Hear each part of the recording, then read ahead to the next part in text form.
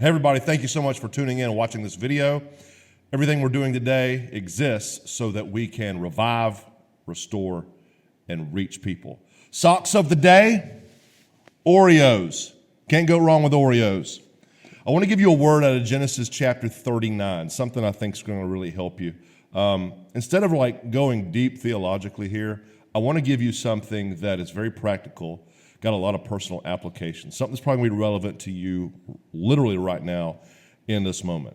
Genesis 39 is it's like a clip of the entire framework of the story of Joseph. This is the part of his life where things are going up. He's in a place in a season of promotion. He is at Potiphar's house. He is second in charge. He's basically the GM at Potiphar's place, okay? And so after he's been hired as the guy who is second in command, only to Potiphar, the Bible says in Genesis 39 and in verse number 6, Potiphar left all that he had in Joseph's hand, and he knew not aught he had, save the bread which he did eat. So this guy's basically entrusted Joseph with everything, okay? Everything is under his oversight and his care and his authority. And Joseph was a goodly person and well-favored. And it came to pass after these things that his master's wife cast her eyes upon Joseph, and she said, "Lie with me." Now, she just propositioned this young man. But he refused and said unto his master's wife, "Behold, my master wotteth not what is with me in the house, and he hath committed all that he hath to my hand. There is none greater in this house than I, neither hath he kept back anything from me but thee, because thou art his wife. How then can I do this great wickedness and sin against God?" Verse 10, it came to pass, as she spake to Joseph day by day, that he hearkened not unto her, to lie by her, or to be with her. And it came to pass about this time that Joseph went into the house to do his business, and there was none of the men of the house there within. She caught him by his garment, saying, "Lie with me." And he left his garment in her hand and fled and got him out. I want to talk briefly about the test of your testimony. Joseph's on the way up. Things are looking good. God's opening doors. Grace and favor is on every turn of his life. And then that is when temptation comes. Temptation comes knocking, calling at the very moment of this guy going through what you and I would call a spiritual breakthrough. Life is starting to turn around. The doors of opportunity are swinging on their hinges. And that's when the enemy comes at him wrapped in the cloak of something seductive, something that is luring, something that is attractive. You need to expect temptation to always wait and choose its timing based on when you are most susceptible and vulnerable. And that's usually going to be when everything is going fantastic. When God is blessing, you're feeling positive, you're optimistic, your outlook, everything is on the up. That is when the enemy is going to usually figure out the perfect button to push or trigger to pull. And in this case, it was Potiphar's wife on Potiphar's property with Potiphar's number one guy, Joseph. And his testimony, what's this? His representation of Yahweh in the courts and the palaces and the plantation of this man who was this is basically a pagan setup. Joseph is the imager of God on this property. He is the ambassador. He is the representation of heaven, of Jehovah, of the one true God.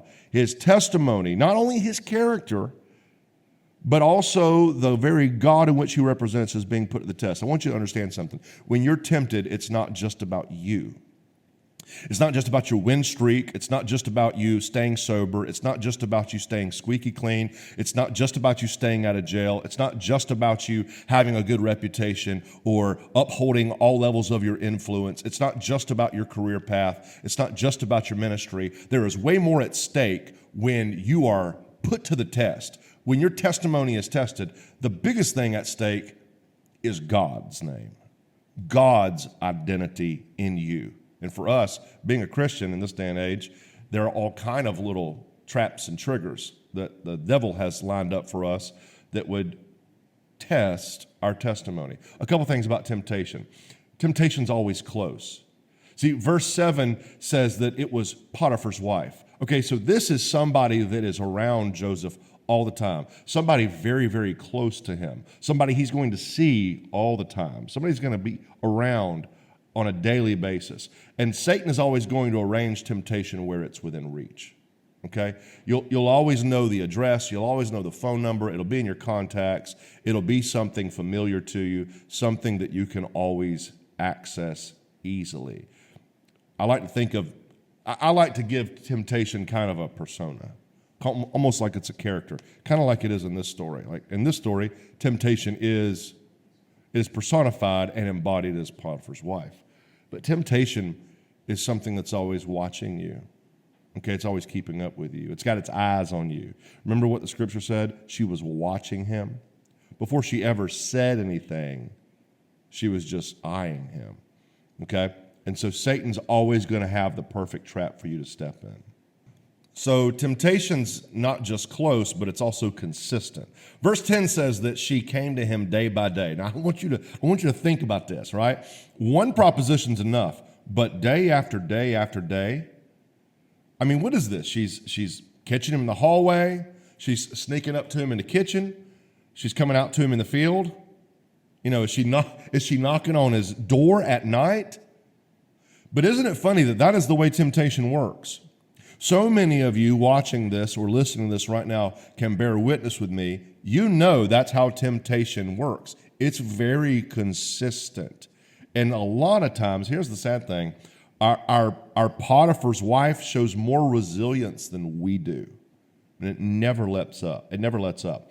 It's close, it's consistent. And then verse 11 reminds us that temptation's always convenient. Okay, here's what Joseph did wrong, all right? And maybe it's not a matter of right or wrong. Maybe it's a matter of wise, unwise. Here was the unwise thing he did.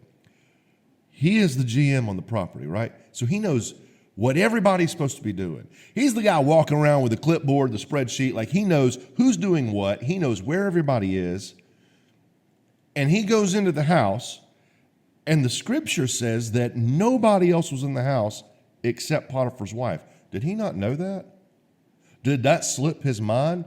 Here we go. Has Joseph let his guard down? Or is his spirit getting worn down? Because he ends up going in the house, and how convenient is this? He goes in the house, nobody else is in the house. This is exactly how temptation works. Nobody else is going to see, nobody's going to hear, nobody's going to know. It's the most ideal environment. Temptation is convenient. So how did Joseph, let's wrap this up with some takeaways. How did Joseph pass the test of his testimony? All right, 3 things he did. Verses 7 and 8 tell us, number 1, Joseph refused.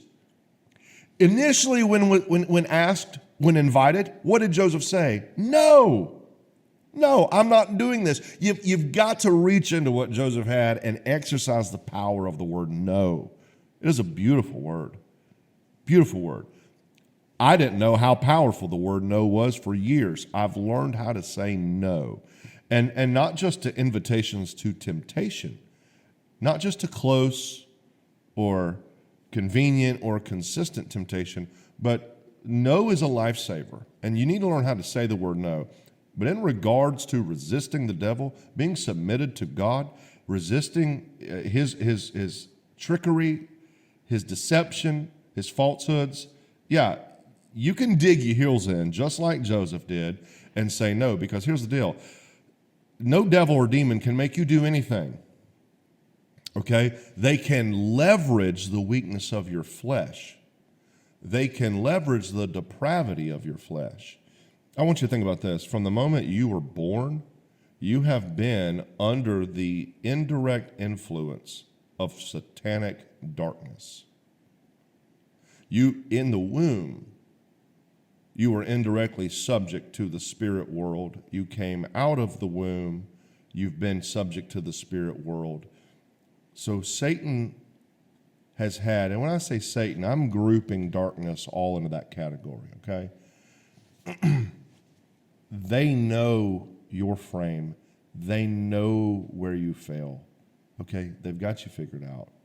They've been keeping up with you for years. You kept up with your parents, your grandparents.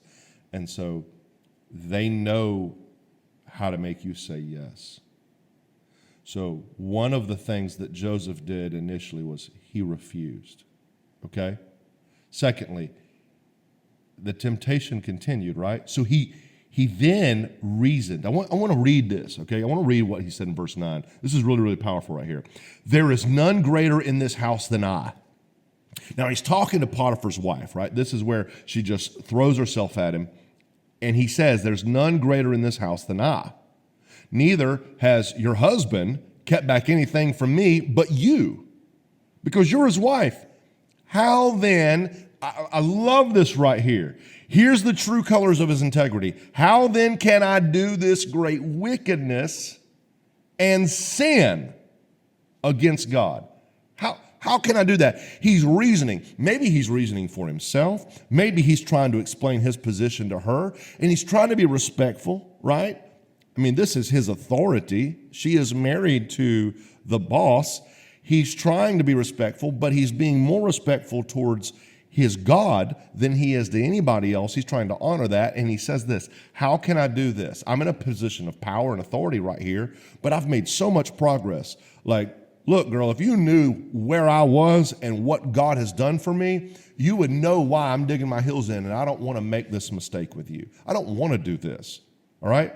I might have a weak part of my flesh and my corruption that wants to sin, but there's a part of me that is bonded with God, and I don't want to do this. So he's reasoning with himself. He's reasoning, and he's saying, I don't want to do this to you. I don't want to do this to your husband.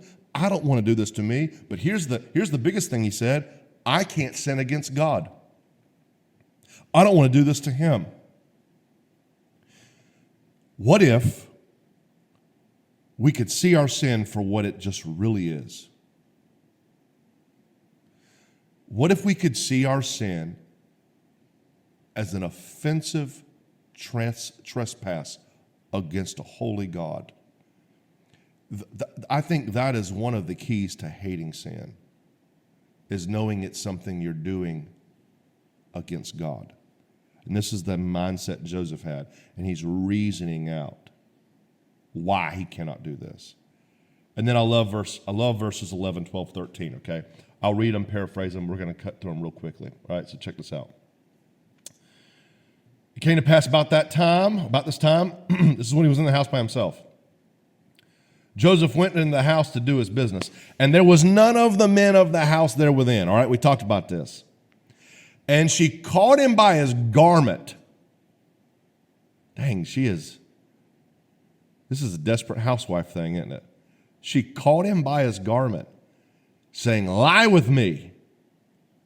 And he left his garment in her hand. Look, I've got a really messed up imagination. There was a movie years ago that I saw called Robin Hood Men in Tights. And there was this hideous witch who was in love with the sheriff of Rottingham. And she was desperate for this guy. And she would throw herself at this guy. And every time he would freak out and he would try to get out of there as fast as he could. I love the panic-stricken response that he had to this woman. This is the same thing that happened with Joseph. It's really the same thing that we should do with temptation. Check this out. He left his garment in her hand and fled and got him out. Forget the 2-week notice. He's gone. right? He's leaving. And it came to pass when she saw that he left his garment in her hand and was fled forth. Well, we're not going to go there because the story really takes a nasty turn for Joseph. Here's the thing. He retained his integrity. He didn't sin against God. He maintained his testimony, because here's what he did. He refused, he reasoned. Here's the third one. He ran. He got out. He left. Let me say it like this in closing. Sometimes the bravest thing you will ever do is run. All right, I want you to listen to me. Maybe you've been refusing. You've been reasoning out in your mind why you can't do this. And this thing's continual, right? It's still knocking. It's still calling. It's still presenting itself to you. Maybe the thing you need to do is get away from it. Maybe you need to exit that place. Maybe you need to leave that circle. Maybe you need to change jobs. Maybe you need to relocate. No, I'm serious. How important is your testimony? How important is your representation of God to your family, your friends, your coworkers? Like, how bad do you want to protect that? Joseph was so serious about his testimony that he ran from this girl. She grabs the coat. He takes off running. Keep the coat. I've got a testimony to keep. You can keep the coat, but I'm not going to lose my character. You can keep the coat. I'm not going to lose my calling. You can keep the coat. I'm not going to lose what I have with Christ. I want to keep that. Therefore, I'm running. Paul said it like this in regards to sexual temptation. He said in 1 Corinthians 6:18, I believe it is. 1 Corinthians 6:18, he says, flee fornication. Get out. Sometimes when you make no provision for the flesh, it's you getting out of the room. It's you leaving the people behind. It's you choosing to separate yourself. And this is what he did. Sanctification is related directly to separation. And Joseph left. When God wanted to separate Adam and Eve from their sin and from the place of their sin, he drove them out of the garden. When the sin of the people was transferred to the head of the scapegoat, they sent it outside of the camp. When Christ was crucified, he was led outside of the city and died on Golgotha's hill.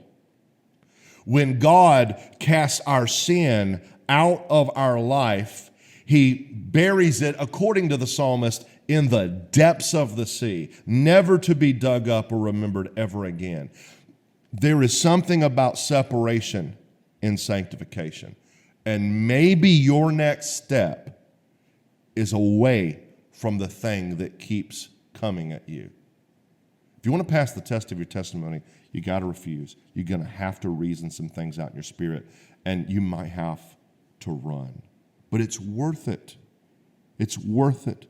You can pass the test of your testimony, because at the end of the day, as a Christian, a man or woman of God, your testimony, it's all you got. So I hope this word encourages you today, and I hope you can actually take this and you can live it, and that you can actually walk these things out in your life. If you enjoyed watching this video, like, subscribe, and tune in next time. We'll have another word for you in the socks of the day.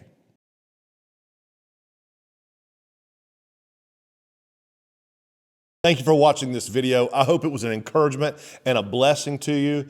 To learn more about this ministry or partner with Derek Anglin Ministries, go to derekanglin.com.